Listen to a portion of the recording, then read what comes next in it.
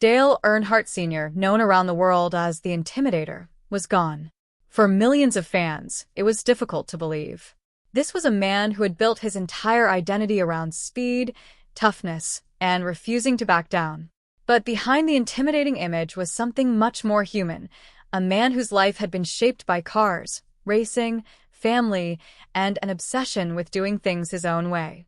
And when people began looking back at the world Dale had built, one place carried a special kind of meaning: the garage.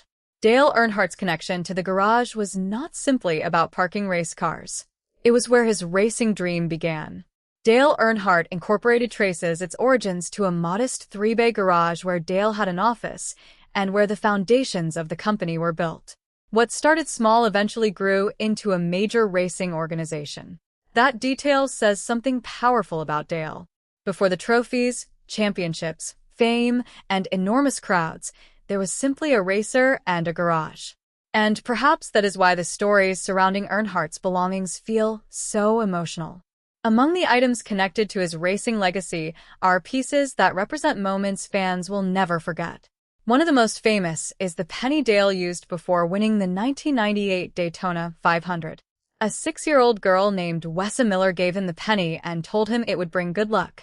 Earnhardt glued it to the dashboard of his number 3 Chevrolet and finally won the Daytona 500 after 19 unsuccessful attempts. That car, with the penny still attached, has been preserved as a symbol of that historic victory. Think about that for a moment.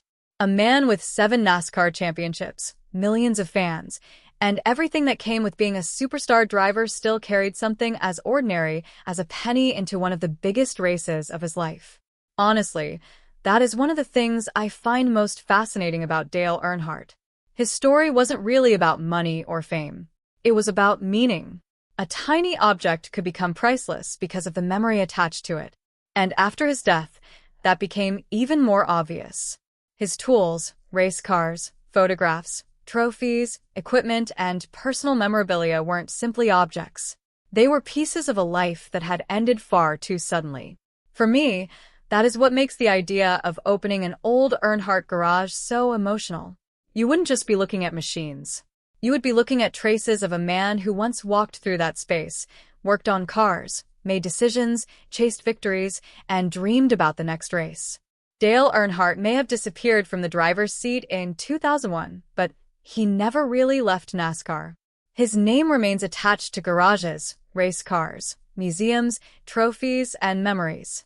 And perhaps the most surprising thing anyone could find in Dale Earnhardt's garage isn't a hidden fortune or some unbelievable secret. It's the evidence of a life completely devoted to racing. That may be worth more than anything money could ever buy. Because when the engine finally goes silent, what remains isn't the noise. It's the legacy.